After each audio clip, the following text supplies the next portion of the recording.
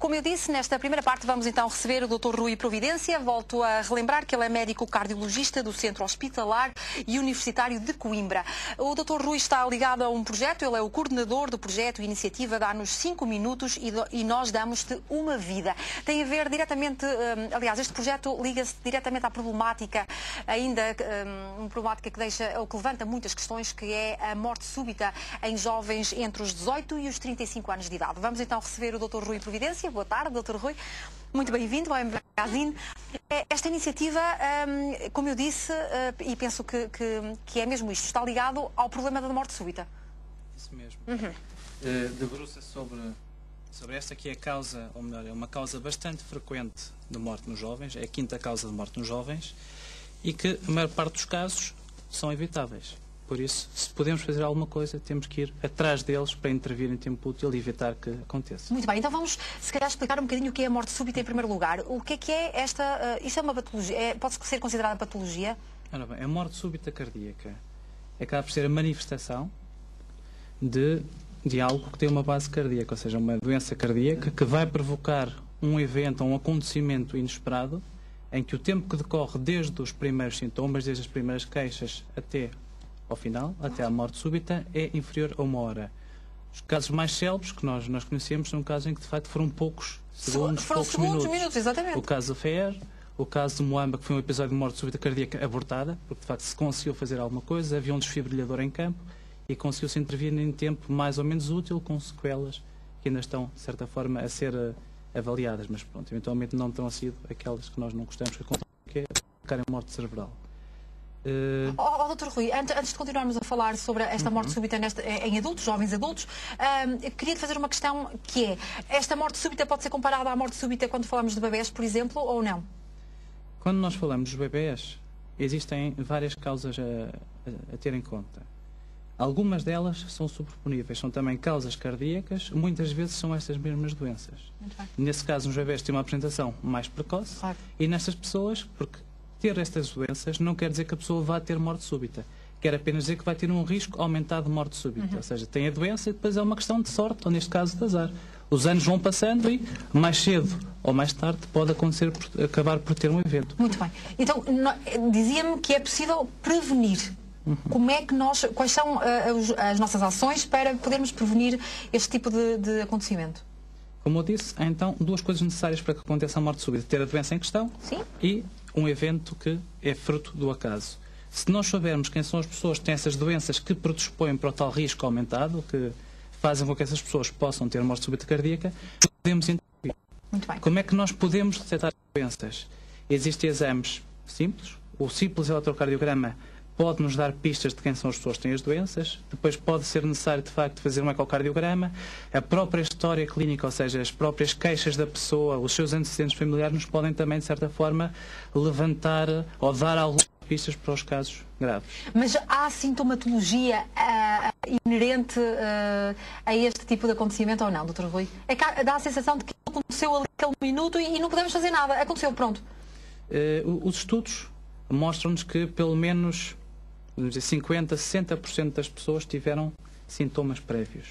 Os sintomas da vida dependem também da idade. Se pensarmos, primeiro, as pessoas com mais de 35 anos, aqui já está tudo muito estudado e a doença coronária, os próprios infartos, claro. Não é? A queixa que nos assusta, que nos deve levantar um bocadinho ou chamar a atenção para uma pessoa que esteja a ter um infarto, é uma dor no peito, que vai para o braço esquerdo, acompanhado por falta de ar, transpiração, sensação de mal-estar, uma sensação bastante desconfortável. Antes dos 35 anos, as pessoas que têm morte súbita pode acontecer, mas a causa mais frequente não é o infarto. Daí que as manifestações são diferentes. Quais é que são? Pessoas que tenham tido, imagine, um desmaio, uma pessoa perde completamente os sentidos se estiver a fazer um esforço físico muito pesado. Porque estamos a falar de jovens, 8 a 35 são pessoas jovens, não é? Sim, um desmaio, por exemplo. Um desmaio em contexto de esforço, não um desmaio qualquer. Uma pessoa, se tiver um desmaio porque está muito calor ou porque não comeu, é diferente. Mas se estiver a fazer um esforço físico e nesse esforço desmaiar, ou logo a seguir ao esforço desmaiar, isso deve-nos chamar um bocadinho a atenção. Outra causa que nos deve também preocupar, uma pessoa que tem um desmaio, mas que antes de desmaiar sente o coração bater muito depressa. Sente o coração bater muito depressa e de momento para outro, cai. Ou uma pessoa que vai andar na sua vida normal, está a fazer uma atividade qualquer normal, não está a calor, não está a junto, tudo normal, e de momento para outro também cai sem aviso. Este tipo de manifestações deve-nos chamar um bocadinho a atenção. Depois há, por outro lado, a história familiar. Uma pessoa que, por um motivo ou por outro, teve um familiar que antes dos 35, 40 anos, subitamente morreu, também deve estudar. É um sinal que nos deve levar a, pelo menos, estudar essa pessoa. A morte súbita é considerada hereditária, digamos assim, eu herdo esta... Algumas das causas são hereditárias. A causa mais frequente nos jovens é a miocardiopatia hipertrófica. Foi a doença que, de facto, atingiu o FER. É o que se encontra disponível, quem quiser consultar na internet. Mas ele é um desportista. Essas patologias não são, como dizia há pouco o Dr. Rui, eletrocardiograma, ecocardiograma, nada, podem fugir a este rastreio? É assim, eu não vou falar, não sei o que aconteceu no caso dele. É uma coisa muito específica, mas... Apenas podemos especular. Pronto, FER também já foi há alguns anos atrás. Claro que sim. Se calhar nos casos de dúvida, nós há alguns anos atrás não tínhamos exames tão desenvolvidos como hoje. Mas também sabemos que os desportistas, de facto, o risco, tendo a tal doença, é o dobro. Claro. O dobro de acontecer este tipo de eventos. Físico, mas muitas vezes o diagnóstico é ligeiramente mais difícil porque o próprio coração, em relação ao esforço, pode ter respostas no sentido de ficar mais musculado. Esta doença, a miocardiopatia hipertrófica, também se transmite por um aumento da musculatura. Neste caso aqui é um aumento da musculatura, mas anómalo. Ou seja, um aumento não normal da musculatura. Às vezes pode ser difícil fazer a destrinça. Mas em relação a isso, o que eu posso dizer é o seguinte: na Itália foi posto em prática há 20 anos um programa muito rigoroso de estudos de esportistas. O que é que se conseguiu fazer? Diminuir a morte súbita em desportistas em 90%. Ou seja, daqui concluímos duas coisas. Se tivéssemos um programa de rastreio bem feito, as coisas muito rigorosas, claro, conseguimos diminuir grande parte dos casos, mas não todos. Mas conseguimos diminuir grande parte, quase todos, à volta de 90%. Esses 10% correspondem a quê? Às vezes a nossa medicina está muito avançada, mas nós sabemos também que a cada 10, 20 anos as coisas vão avançando mais. Ainda há coisas que nós não sabemos. E depois existem as outras causas, que são as causas que podem ter sucedido.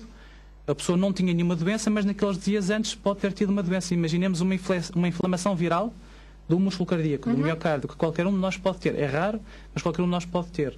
Nesse contexto está aconselhado repouso. Se as pessoas forem fazer um esforço físico, pode acontecer. Mas esses casos também o diagnóstico é feito na autópsia. E no caso dele, o que vem, se forem à internet consultar, miocardiopatia hipertrófica, e vem das celebridades que morreram com miocardiopatia hipertrófica, vinha na Wikipédia há pouco tempo, está lá o nome dele. E isso pode ser hereditário, pode ser herança, nesse caso aí é o seguinte: a miocardiopatia hipertrófica é uma doença autossómica dominante, ou seja, se tivermos um pai com miocardiopatia hipertrófica ou uma mãe com miocardiopatia hipertrófica, temos uma grande probabilidade da descendência ser atingida. Bem, então à volta de 50%. 50%. Pois normalmente nessas famílias há sempre mais casos. Muito bem. Dr. Rui, assim, este projeto dá-nos 5 minutos e nós damos-te uma vida, atinge jovens entre a faixa etária dos 18 e os 35 anos, não é? É feito onde? Isto está a decorrer aonde? Como é que vocês estão a levar isto a cabo? Nós estamos a fazer este projeto, estamos a desenvolver o projeto na região de Coimbra, na região centro do país. Pretendemos incluir não só a população estudantil, mas também a população não estudantil. Para começar, por uma questão também de facilidade em termos de disponibilidade de espaços, começámos pelas faculdades, escolas superiores, já começámos há cerca de 1 mês e meio e já rastreámos à volta de 2.500 pessoas. Isso é muito bom. É um número já bastante significativo. Em termos internacionais, não há muitos estudos que versem não desportistas, e desportistas também, mas principalmente os não desportistas, que tenham uma quantidade tão grande de jovens estudados. Em fases mais avançadas, já temos alguns acordos para a realização do rastreio em espaços públicos, alguns espaços públicos da cidade, alguns centros comerciais da cidade, que sempre são um local de passagem de muitos jovens, não estudantes, mas também sabemos que há muita gente na nossa região, se calhar a grande maior parte será não estudante. Por isso não podemos cingir apenas a esses. E esses rastreios são gratuitos, não é? É um rastreio perfeitamente gratuito e, de acordo com o que o slogan diz, tentamos cumpri-lo ao máximo. É um rastreio constituído por exemplos muito simples. Um eletrocardiograma que apanha mais de 90% dos casos de miocardiopatia hipertrófica, apanha também grande parte das outras causas. E como seria inviável termos um cardiologista a falar com essas 20.000 pessoas, o que nós desenvolvemos foi um questionário que se baseia nas recomendações internacionais do Comitê Olímpico, que pesquisa, a pessoa vai preenchendo num computador de forma bastante simples os tais sinais de alarme que estivemos a falar há pouco. Esses e outros. E com essa informação, juntamente com o eletrocardiograma, que reproduz, este tipo de abordagem reproduz o tal rastreio italiano, nós conseguimos, imaginemos, em 20.000 pessoas, detectar 100 pessoas, 200 pessoas que podem ter um risco aumentado. E depois chamamos essas pessoas, fazemos mais exames já em meio hospitalar, já no Centro Hospitalar Universitário de Coimbra, e para tentarmos apurar as causas, ver se de facto é um caso de risco, e se for, oferecer o tipo de tratamento mais adequado. Lá está, salvar a vida, não é? Entre os 5 principais, aliás, entre as 5 principais causas de morte de jovens, está então a morte súbita. Este número é alarmante ou não? As 5 principais causas de morte. Este número é... Sabemos que a maior parte das causas de morte nos jovens são os acidentes, consumo excessivo de substâncias, suicídio, por aí fora. Mas em quinto caso, a morte súbita cardíaca. Nós sabemos, de acordo com as estatísticas internacionais, nós podemos pensar que é pouco, mas depois fizemos as contas, não é assim tão pouco quanto isso. 2 a 5 em cada 100 mil jovens, nesta idade, morrem por ano de morte súbita cardíaca. A pessoa pensa, 2 a 5? Não é muito, mas se calhar acaba por ser, porque nós pensamos que em Portugal temos cerca de 2 milhões de jovens. Nesta franja populacional, nós a cada ano vamos ter 40 a 100 jovens que morrem subitamente. Por ano? Por ano. Destas doenças. 40 a 100 por ano, ao fim de 10 anos, podemos estar a falar em 400 a 1000. É uma enormidade de pessoas que morrem por estas causas, e se nós então transpusermos a realidade que se passou em Itália por um rastreio baseado, de certa forma, neste tipo de exames, conseguiam diminuir 90% a mortalidade, nós provavelmente também está nas nossas mãos fazer algo para conseguirmos cortar drasticamente estas mortes. Este projeto vai se prolongar até quando? O nosso objetivo é, durante cerca de 6 meses, estudarmos entre 10 mil a 20 mil jovens. Para depois fazermos um estudo e para apresentarmos estes resultados, para ver se conseguimos, de facto, que outras zonas do país se juntem a nós, que comecem também a fazer o rastreio de forma organizada e que, eventualmente, num futuro próximo, isto possa ser mesmo rotineiro no nosso país, a partir dos 18 anos que seja realizado. Dr. Rui, este projeto já teve início, vai dar início... Começamos há 1 mês e meio. Muito já bem. Temos 2.500 jovens estudados. Fantástico. Portanto, na cidade de Coimbra, neste momento, onde é que podemos encontrar este rastreio a ser feito na cidade de Coimbra já? Por exemplo, esta semana, a Semana das Férias, nós decidimos interromper por agora. Para a semana vai ser realizado na Faculdade de Psicologia e Ciência de Educação.